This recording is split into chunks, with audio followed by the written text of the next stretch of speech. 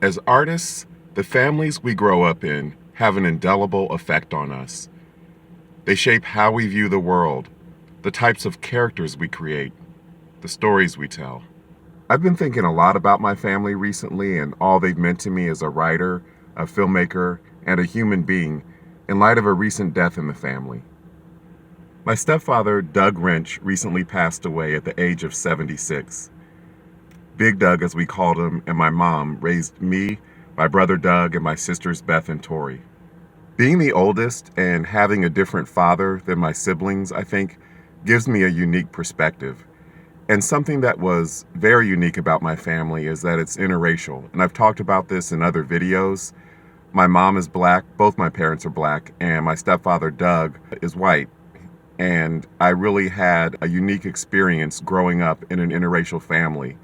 I often mention my hometown in these videos that I make for YouTube because the place where you grow up also affects how you see the world. And growing up in the Midwest in Columbus, Ohio, in an interracial family definitely made me who I am. Here are 3 ways that my stepfather Doug and my family in general made me who I am today.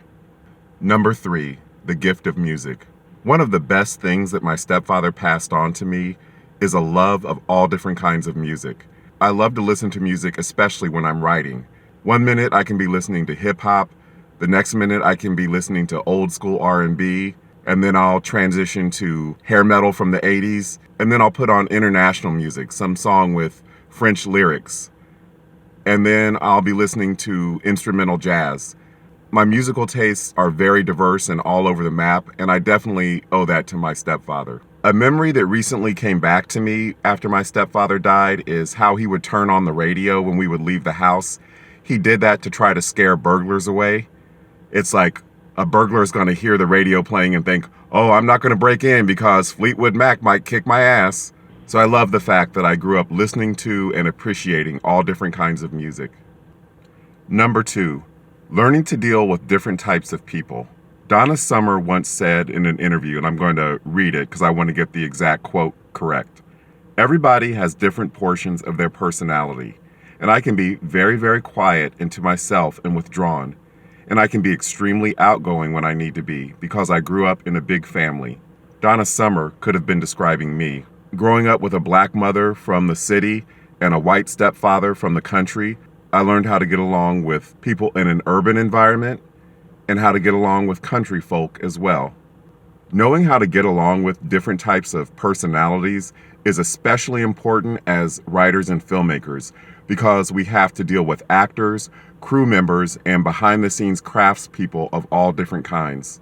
Having written and directed plays and movies, my diverse family background has been invaluable to me. My upbringing taught me how to collaborate and communicate with all different kinds of people and to appreciate and how to navigate different personality quirks.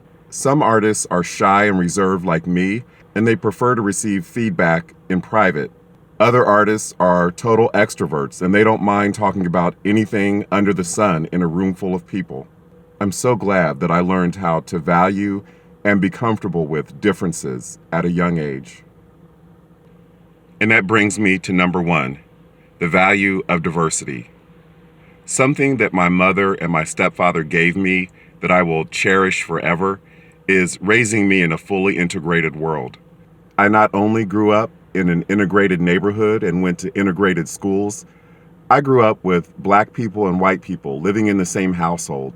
Yes, we had arguments and we had disagreements, but most of the time those disagreements were about individual personality quirks and not necessarily based on race. So I'm glad I got to grow up in an environment where I saw that in many cases, personalities and individuals can transcend race. And don't get it twisted, racism is real and we need to deal with it. But we also need to learn how to deal with people on an individual level. My mother and stepfather taught me that a white country boy and a black city girl could fall in love, get married, raise kids, and be embraced by their family and community. And they did so at a time before interracial marriage was as common and widely accepted as it is today. For that, I will be eternally grateful to Mom and Big Doug. They taught me that families come in many different forms.